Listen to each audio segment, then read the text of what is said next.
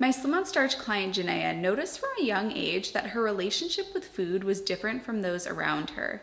She would do things like sneak into her room alone, hide food, eat an entire family size bag of Skittles on her own, eat an entire large pizza on her own, and still go back for more food.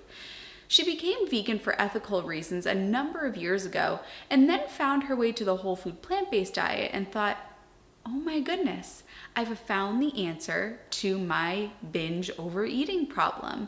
If I just change the food, then this behavior will go away.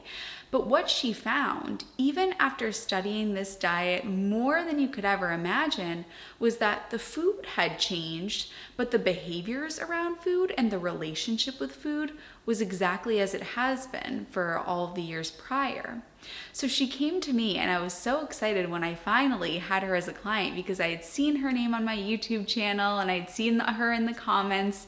And she said, I'm ready to change my relationship with food. This has been my relationship with food no matter what I've been eating. And I want to look at food differently. I want food to be my fuel, and I want to focus on other things. My entire life has been around food.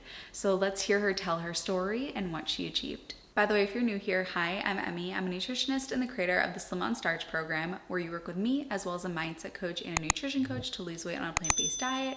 If you want to do that, go to healthyhunnies.org, or you can just click the link in the down bar.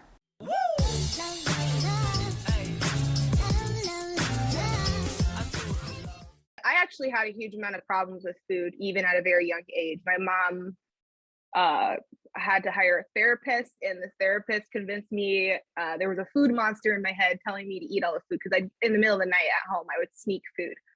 And I could eat a large amount of food, even on a standard American diet. I'd eat a whole family-sized thing of Oreos and a bag of M&Ms and steal those tubes of cookie dough and eat those. So my relationship with food is deep, even from a very, very young age. But I found veganism to be even more enlightening, because it's almost like just like I struggled a lot as a kid getting along with people, but the one consistent friendship I usually had was with the animals I was around. And yeah, I don't even remember how I got to it, but eventually I ended up watching Earthlings with a friend. And I was just like, I was done after that. I ended up reading The Starch Solution later on that year and just learning about all the health benefits. Even from there, it still kind of spiraled out of control, even with having fun making the vegan junk food. And just realizing that even before I went vegan, before I went plant-based, I was still a huge volume eater. So even the vegan junk food could get me into a lot of trouble weight wise, and my weight was not healthy even then. It was always at the forefront of my mind. I had lots of conversations with my husband about it, and my husband is a tremendous person. He's always just sitting there listening to me, but I would just it was almost like I zoned out, and I would just ramble on about weight loss of food and this new technique and that new technique. I've been with him for almost 10 years in October, and he's seen me at my heaviest. So, and that was one of the things I think me and you had a conversation about later on, was during the program, was my insecurities with that, and we kind of hashed that out. And I really kind of, it was kind of a therapeutic session, really let out what I was really feeling about that. Cause sometimes I think to an extent, that's kind of my number one priority for the weight loss. Was I wanted to look the best I could for my husband, for myself, of course. Yeah, I want to wake up feeling good, but I don't want to lose him, this and that. And I'm sure other women have that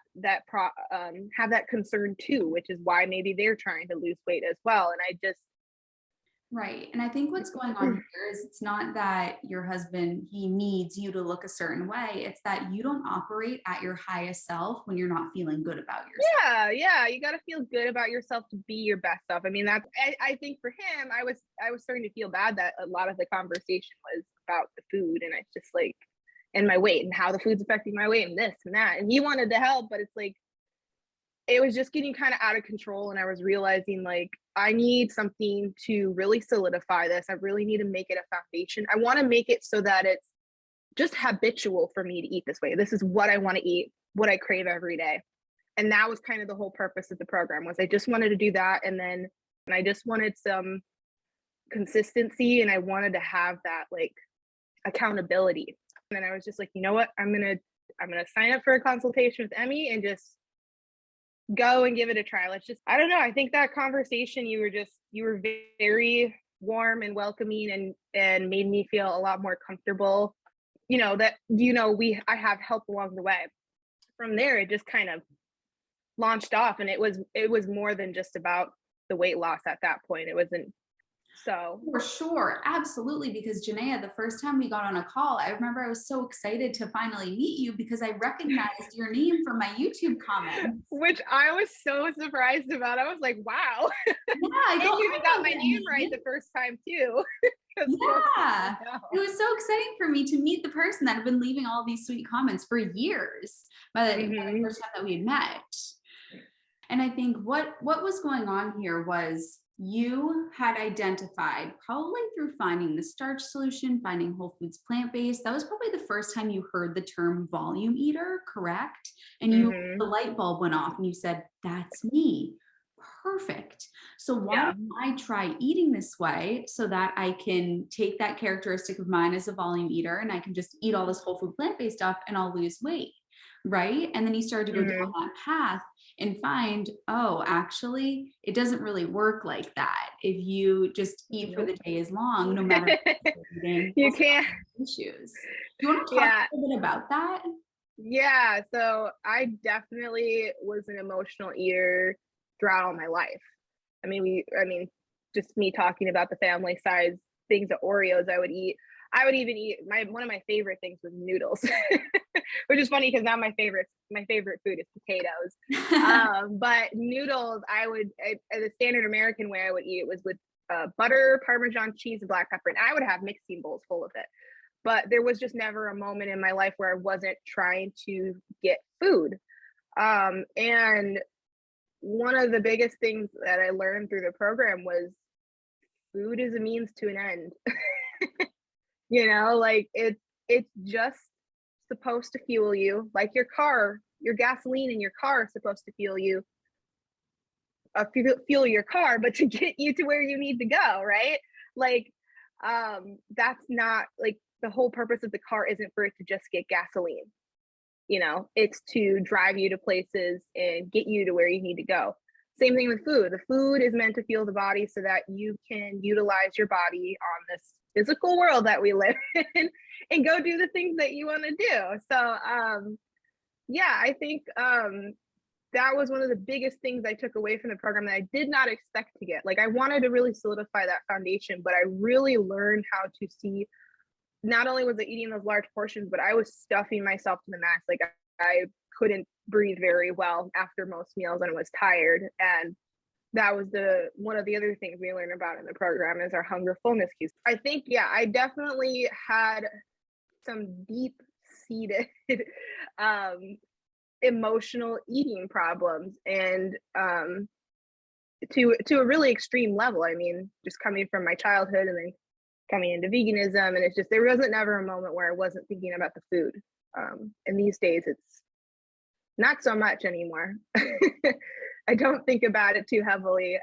There's still lingering thoughts. There's still things that try to trickle up from that old programming, but I'm a lot more well suited to handle them and notice them. I really love Eckhart Tolle.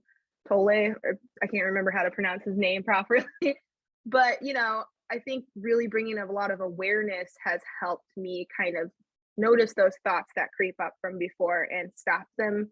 Not exactly stop them, allow them, watch them, and just like let them be, not react to them. They're just there. I mean, we have 50 to 60,000 thoughts a day. You are not every single thought that goes through your mind. I mean, we've all had some crazy thoughts that just randomly pop up in your head, and you're just like, where did that thought come from? So you can't believe everything that's going on in your brain, so that urge to go grab those cookies in the cupboard, if you could just figure out a way to kind of create a pause, you can kind of slow down and notice it. And even if you still go and grab the cookie, at least you were doing it intentionally. You're very aware of what you're doing. but that's been one of the biggest things even after the program that's helped me a lot with dealing with that stuff. But I don't know if I answered your question. I kind of got all off. That was very well said, Janaya, that we have so many tens of thousands of thoughts a day. And one of the thoughts is go eat the cookies in the cupboard. That's one of, as you said, 50 to 60,000 thoughts. It doesn't mean that you have to act on it. You get the thought and then the action is here. If there's a divide between these two things, I'll hear people say to me, Emmie, I don't want to desire to eat cupcakes ever again. And I say, well, that's sort of part of human nature, is to see it, and then your dopamine, your brain lights up in reaction to it. That's human nature. It's okay to desire a cupcake, but you have the responsibility and the autonomy to take the action of eating the cupcake or moving on with something else. Just because you desire it or want to eat it doesn't mean you have to. Yeah, no, that's so true. And I still catch myself. Even yesterday, there was a moment where I was just like, I was actually bored. I wasn't hungry. And I opened the fridge and I just started staring around, and there wasn't really, like, when I looked at like my potatoes or my greens, I was like, I'm not really even hungry for that. I was thinking about corn tortillas, because one of the things I used to do was air fry corn tortillas, and then I would snack on those, right? And I have those on occasion. Obviously it's in my system and whatnot. Like, I have a birthday coming up next Monday. I might do that. Who knows? But it's kind of interesting to see that when you do have those cravings, you don't exactly crave the potatoes or the vegetables. So you really aren't that hungry, I know Chef AJ likes to say, if you're not hungry for vegetables, you're probably not hungry at all. But even for me, like in the past, it was that's how it is now for me. But like even in the past, like before I joined the program, it was like I would even be hungry enough to eat the vegetables, even when I wasn't hungry, and I'd already be full and stuffing myself. So it was just like, it was just kind of this like crazy thing that transformed over time as I kind of moved more and more into the program and just stopped thinking about the food so much. And that's not even that I stopped thinking. I allowed those thoughts to come through. It's just that I didn't give them much attention, because when you give them attention, you give them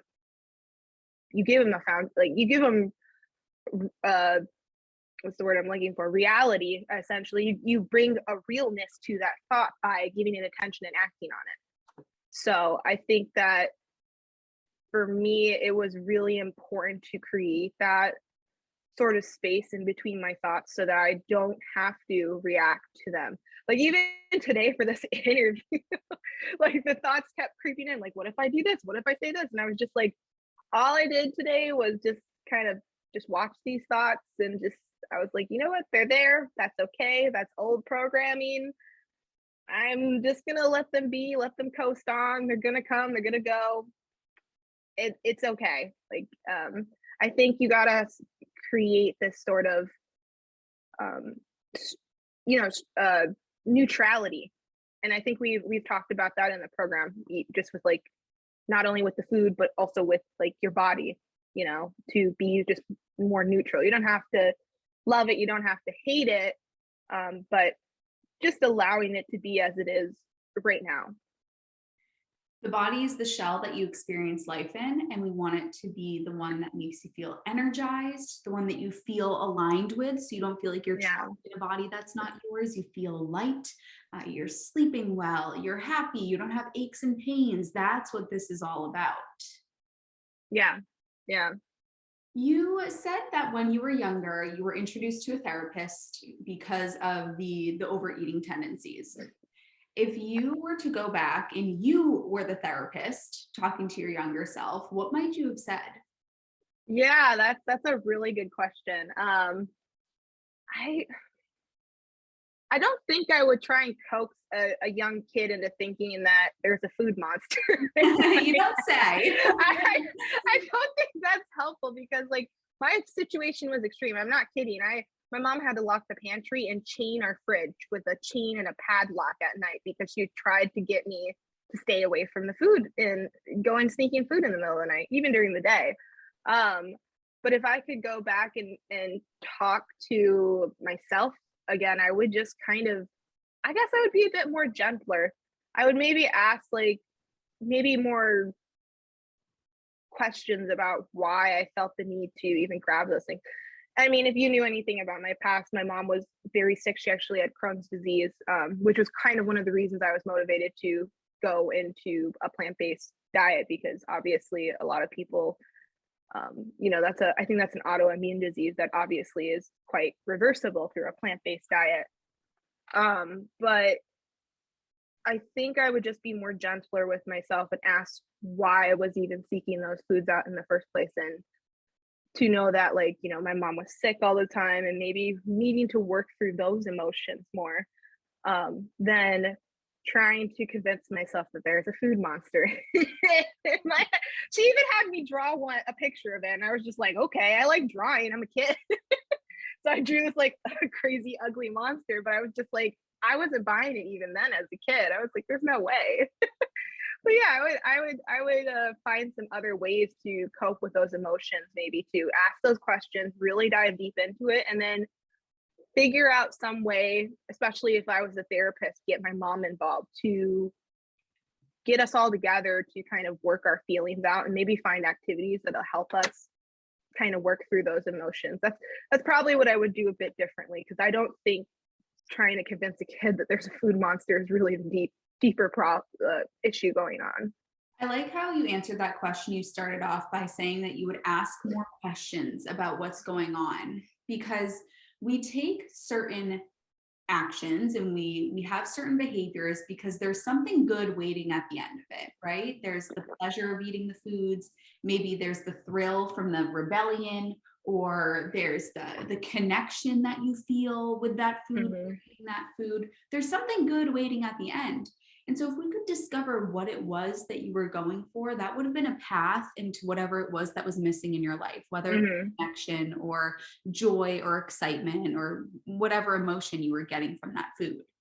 Yeah, yeah. And I think that's what your program does really well, is we learn a lot about what we're trying to get at. Like, I think one of the Q&As you did, you were talking about how, like, if you're kind of craving something crunchy, a lot of people you've noticed who are craving something crunchy are feeling kind of maybe anxious or angry, more or less, and that's not real hunger if you're craving something crunchy, like, and I'll oftentimes notice that even now I'm out of the program and trying to kind of do my own thing, I still notice it. But I just take it one day at a time, one moment at a time when that happens, just to uh sorry, I got distracted by the cat.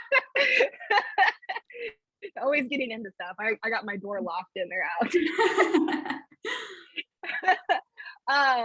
Where was I with that? Talking about how if you're anxious or angry, you might crave something crunchy. Yeah, and I've seen that within myself, and I just like, it's just taking it one moment at a time to notice it. Even if you do go for it, like, at least, like, if you can take that moment to really just realize why you're doing it, you're not actually hungry, and then just be okay with, okay, well, I don't feel strong enough in this moment to not resist it, so I'm just going to have it. Even just recognizing that in yourself in that moment is still a step forward, because you're starting to notice when those are creeping up. 100%. And to do so without any shame or judgment. And that's the harder part. Because you still, like, you could still feel the guilt afterwards, but, like, I mean, at least you knew ahead of time and you were really intentional about it before it entered your mouth, I think. So it's still a step in the right direction. I think it's important for us to drive that point home, that the behaviors that you're exhibiting around food are not a reflection of your soul and your values and who you are and how good of a wife you are, how good of a sister you are, daughter you are, son you are, whatever. It's that and Dr. Lyle talks about often the system. And I like to think of it that way too, that when you're engaging in these behaviors around food that might be destructive, it's not that you want to be purposefully destructive to your body. It's that your system is something is a little bit out of alignment here that's making you go toward a behavior that ends up being destructive. And so we can discover what is sort of off kilter, whether it's not having enough primary foods or being under huge emotional distress, and we can fix that, then the relationship with food can be healed as well. Yeah, no, I think that's super. I think that just hits it right there. Yeah. Do you want to talk a little bit about primary foods and what that journey looks like for you? Oh yeah, that was a fun one because I think I had a lot of fun with it, but I struggled with the aspect of really recognizing when I needed those primary foods at first. Now I do. After I've been in the program for so long, my mindset coach was Kiki, and if Kiki is watching, hello, hi, I love She you. is watching. I loved working with Kiki, and she was really helpful with me on the primary foods because there was actually a point. So I love the primary foods. The problem for me is I have one of those. I have the personality type of being super high in openness, and everything interests me, anything and everything. So I was actually stressing myself out later on in the program with too many primary foods, and me and Kiki had to kind of work through that and just be like, okay, we need to prioritize them based on, what really gives you kind of that relief, that what you're looking for when you're going towards food, like, and we need to prioritize those more. So I had to kind of start looking into that more as I did. I mean, I was doing reading and yoga. I do Pilates now. What else? I was learning languages. I kind of dropped that off because there's some other things in my life that are going on, and that was one of the ones that we realized wasn't as important of a primary food at this time. And I'm a software developer, so I do actually like to program in my free time, and there's projects I do on the side, and drawing, and it's still learning more about plant-based eating and nutrition and stuff like that, or just is everything, like video games, even with my husband because he loves video games and stuff like that. But I kind of overwhelmed myself with the primary foods, but still in the end they ended up helping me a lot, and I still use them even now. Like, even like I said yesterday, I opened the fridge, I was looking at the food, nothing looked good, I wished I had the corn tortillas, and I was just like, you know what, I'm gonna go do something else. So I went, and I think I even went and just did a Pilates workout because I was like, I'm not even like full that full. So I was just like, I'm gonna go do a workout, and after I did it, it was gone. So it really I think at first it takes a while to really feel the effects of those primary foods. You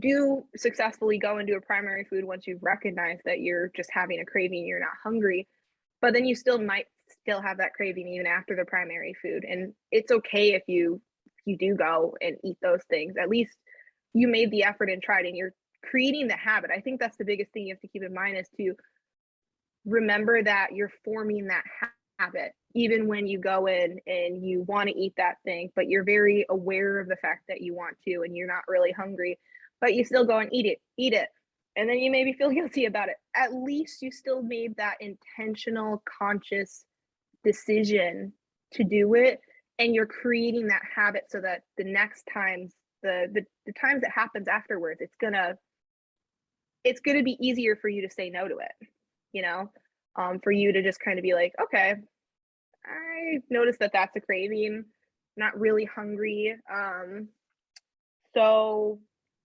I'm gonna go do this instead, and it's just gonna get easier and easier as you keep practicing it. um, but the primary foods help with that a lot. Mm-hmm. I think what you just touched on is the concept of chipping away, chipping away, chipping away. And as cliche as it sounds, Rome wasn't built in a day. And so to form these new neural pathways and to let the old neural pathways in our brain die out, it's okay if it takes time. Being patient with yourself, which is the hardest thing, is what's going to make it or break it with your success in the long term. Yeah, yeah. And I think instead of practicing patience, just practicing, allowing just things to be as they are, not resisting what's happening in that moment is a little bit easier, I think, for me at least to do, and just be like, okay, this is what's happening right now. I'm just gonna let it happen and be okay with it, and we'll worry about the rest later, because we can't do anything more than what's going on right now. If you made it to this point in the video, comment Smarty, because Janaya really is a smarty. Thank you, Janaya, for doing this interview. I love you, honeys, and I'll see you in my next video. Woo!